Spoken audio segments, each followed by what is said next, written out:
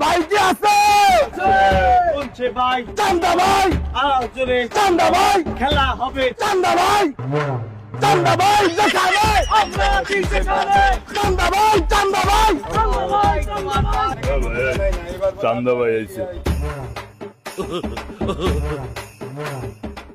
আসসালামু আলাইকুম ভাই। ওয়ালাইকুম আসসালাম। ছোট ভাই, গত 15 বছর এক গ্রুপ তোমাকে কাজে চাঁদাবাজি করছে। ভাই ভাই এক গ্রুপে 15 বছর অনেক জ্বালাইছে। আইজ হইতে কোনো অন্যায় আর অবিচার ভাই হইতে দেবে না। ন্যায় বিচার প্রতিষ্ঠা করবে এই চান্দা ভাই।